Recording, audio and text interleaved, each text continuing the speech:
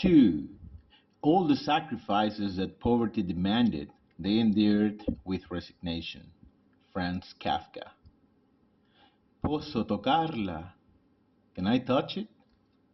Mote looked at the old man, then down at his lifeless limp member, and reminding himself that every moment was part of a great sacrifice, he pulled himself together, put on his best face, and told him yes, it was fine, he could touch it. Giacomo Ferrini, Italian doctor, retired, 78 years old, wealthy, and solely concerned with enjoying the fleeting pleasures of life, extended his wide, thick, hairy arm towards Mote's exposed and downcast bulge. How the hell have I ended up in this situation? Thought the Peruvian as Giacomo began to rub his genitals. It was Monday, a day off for Mote, though he would have preferred to spend it working, earning money. Unfortunately, the odd jobs he'd been given and the ones he'd found himself had ended the previous week. He was supposed to spend that Monday looking for more gigs. In his situation, he couldn't afford a day off. In Peru, Roxana, his wife, and Alice, his daughter, were counting on the money transfers he had been sending them regularly for the past 6 months. However, he felt an existential exhaustion. I deserve a little break, he told himself. Breaks are useful too. If you're smart, you can use them to plan ahead, mate, to study your next moves and not to screw things up, he convinced himself. He was sitting on one of the benches in Sempione Park, one of the largest in Milan. Mote sat at one end of the bench. He was drinking a Moretti, a beer that reminded him a lot of Peruvian Pilsen, a drink he had consumed to excess during his wildest nights in Huancayo, back when he had loads of dirty money and was living the high life. Suddenly, an older man, tall but slightly hunched, sat at the empty end of Mote's bench. He crossed his legs and fixed his gaze on the people happily strolling by. Mote didn't pay him much attention and kept drinking his beer. But soon enough, the man, shifting his position and leaning slightly towards Mote, asked him, "Non sei di qui, vero? You are not from around here, are you?" The Peruvian had already mastered Italian. Mote was brilliant with numbers and finance. That had allowed him to unravel the secret mechanisms of the financial institution where he worked and pocketed money that would have taken him centuries to earn honestly. But his 6 months on Italian soil had revealed another remarkable talent: mastering languages. Few South Americans managed to learn the basics of Italian in 6 months. Mote not only grasped the basics in that time, but also the more complex aspects. Italian was now added to the languages he had learned from birth: Spanish and Quechua. No, sono peruviano. No, I'm Peruvian. They chatted. Mote exuded good vibes.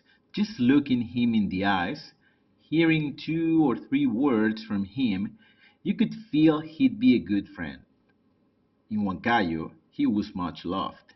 Even the cops who arrested him when his embezzlements were discovered had been his schoolmates, with whom he had built a strong friendship over the years. In his role as a financial analyst, Mote had approved every loan they asked for. He wasn't too picky with the requirements when it came to helping a mate. That's how Mote was. Thanks to these cop friends, in the obligatory press photo, Mote appeared with his head down. Every detainee had to look straight at the camera, and if they didn't, the cops guarding them were supposed to force them to. Mote wasn't forced to do anything. His mates let him hide his face. Angelo Facchetti, a retired industrial engineer, 79 years old, filthy rich, and an incurable traveler, was charmed by Mote. He immediately empathized with the sad story Mote told him, a South American immigrant surviving on brief and tough jobs in Dante's homeland. Ti pago 50 euro per pulire casa mia. Che dici? I'll pay you 50 euros to clean my house. What do you reckon? It was an offer Mote couldn't refuse. Angelo gave him his home address. The next day, Mote was to show up at 9 in the morning to start the job. Angelo Facchetti and Giacomo Ferrini were very good friends. They had met on a gay virtual forum. Both had bid to sleep with the most beautiful youth ever offered on the forum. Angelo and Giacomo reached the peak, 1,000 euros. They asked the forum administrator to facilitate their internal communication. The administrator provided them with phone numbers. They talked. A coin tossed in the air decided that Angelo would be the first to sleep with the lad. Then it would be Giacomo. After that, they both built a solid friendship. Angelo knew that Giacomo was dying to try South American coke again. It was one of his biggest desires. But it had to be the coke of a reliable South American, one who wouldn't steal from him or do him harm. The first and last South American he had tried had been an Ecuadorian who stole part of his watch collection. Non preoccuparti, questo sudamericano è un angelo. Don't worry, this South American is an angel, Angelo told him. Un angelo come te, caro. An angel like you, darling, Giacomo replied, and they laughed. Giacomo couldn't stop asking his friend if he had already hooked up with Mote. No, caro, l'ho visto fare la doccia un giorno e ho visto che, sebbene la sua pelle fosse latiginosa, la linea del suo sedere era marrone. Ma so che ti piacciono quelle rarità sudamericane. No, darling, I saw him taking a shower one day and noticed that, although his skin was milky, the line of his backside was brown. But I know you like those South American rarities. They laughed again. Giacomo confirmed that yes, he was indeed melted by those rarities, that he liked to bury his tongue in those South American brown stripes, and he sighed as he recalled the brown stripe of his wicked Ecuadorian. When the door of that enormous house opened, Mote confirmed his suspicions. Giacomo Ferrini, the doctor who claimed to be a close friend of engineer Angelo Facchetti, was a real faggot. It was enough to see how he had welcomed him, wearing white briefs and a completely unbuttoned silk shirt. Since entering the splendid home, Giacomo hadn't stopped showering him with attention. La casa è molto grande. The house is really big, Mote said, while Giacomo guided him through his palace. The doctor, who wasn't stupid, picked up on Mote's veiled message. The bigger the house, the higher the payment. Nessun problema, caro. Pagherò quello che ordini. No problem, darling. I'll pay whatever you ask, Giacomo said.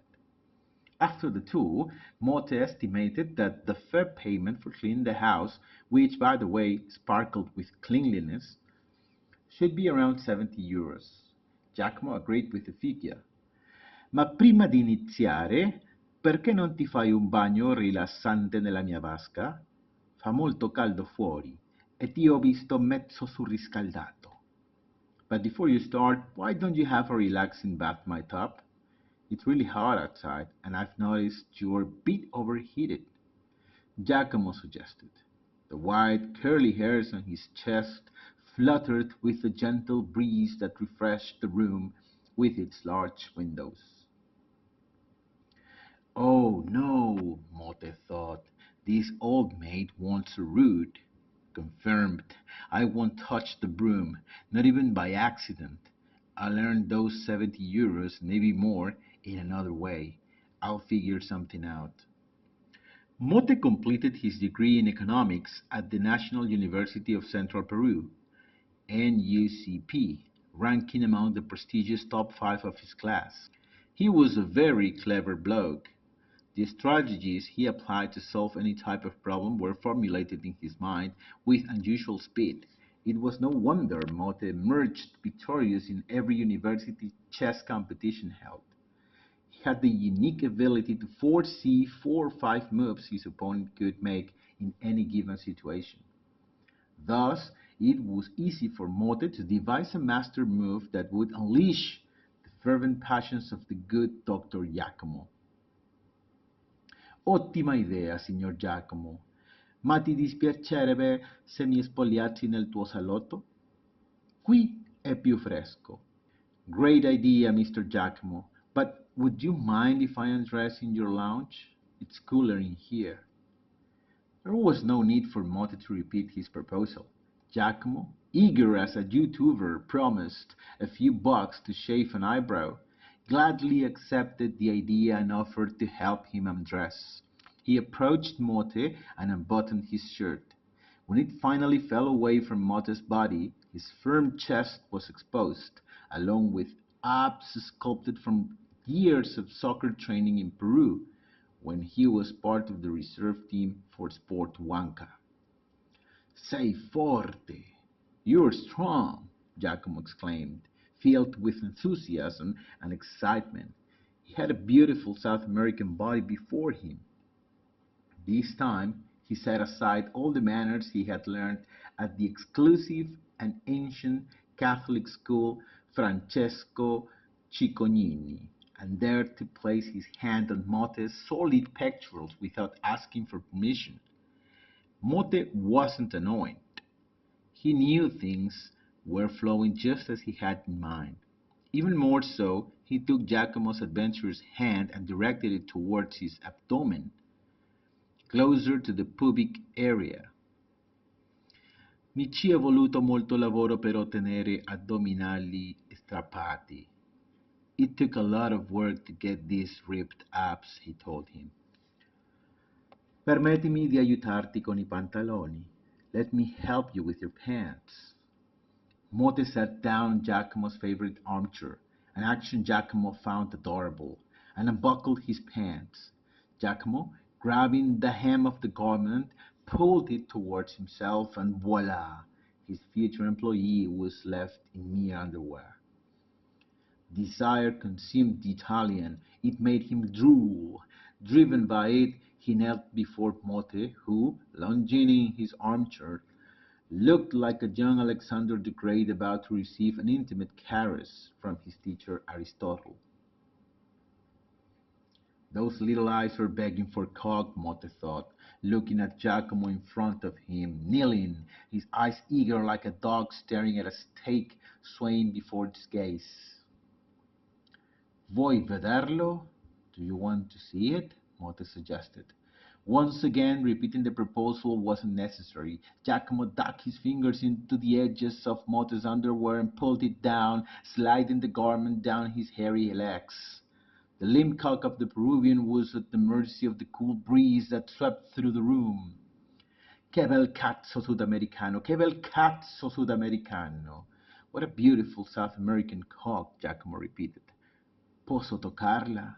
Can I touch it? He sighed, journeying without taking his eyes off the exposed sex. Prego, go ahead, Mote said. For 20 minutes, Giacomo stroked the member of his little South American Alexander when the situation called for something more intimate. He glanced back at Mote. Mote understood. Prego, go ahead, he told him again. The conspicuous Italian doctor took the South American cock into his mouth.